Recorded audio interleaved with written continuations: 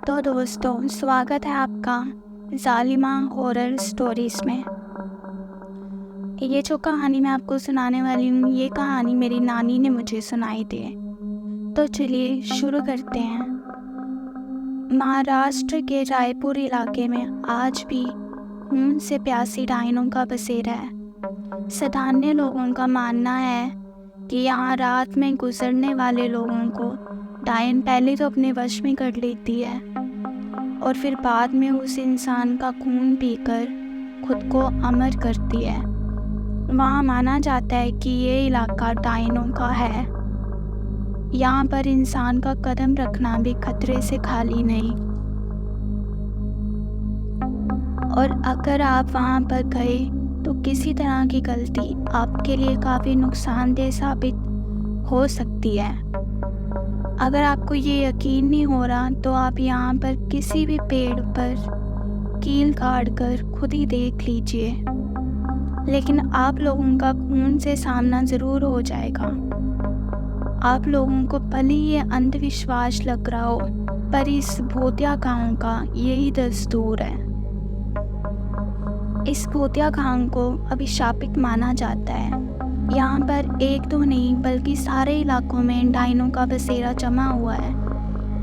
नंदेड़ के निकट इस छोटे से गांव में डायनों की अब पूरा राज्य बसा हुआ है। यहाँ पर ऐसा माना जाता है कि पहले यहाँ पर एक डायन रहा करती थी, लेकिन डायन ने गांव की कुछ लड़कियों की आत्मा को अपने वश में करके उनको अपने साथ लगा लिया था। आज वही लड़कियाँ इन डायनों के साथ मिलकर खुद को अमर करने की कोशिश करती हैं। ये गांव की वही जगह है जहां वास्तविकता में यहाँ के पुरुषों को रात में निकलने पर प्रतिबंध है।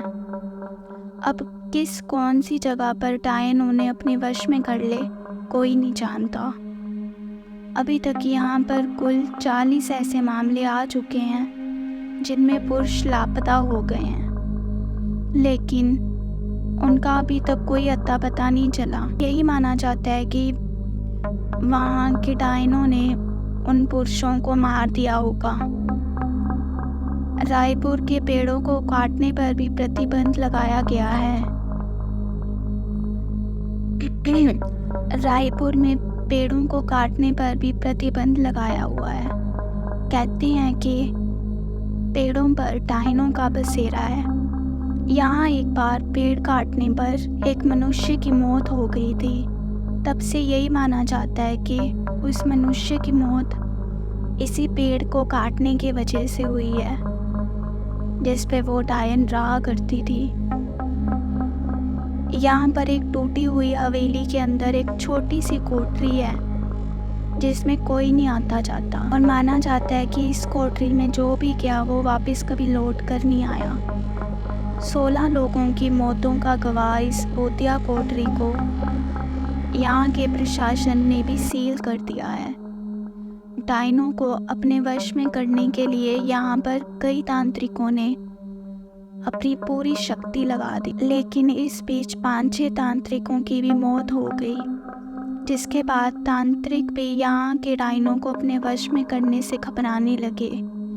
कहा जाता है कि गांव के हर अमावस्या और पूर्णिमा की रात कोई नहीं बाहर निकलता। हालांकि ये काफ़ी पुरानी बात है। अब लोग अपने घरों को अच्छे से बंद करके रहा करते हैं। गांव के कुछ लोगों ने यह अनुभव किया है कि अक्सर रास्ते में चलते वक्त उन्हें अजीबोगरीब आवाज़ें सुनाई देती हैं, लेकिन पीछे मुड़ने पर कोई नहीं होता। गांव के रमेश नाम के व्यक्ति ने तो अपनी बाइक पर एक डायन को लिफ्ट तक दी थी।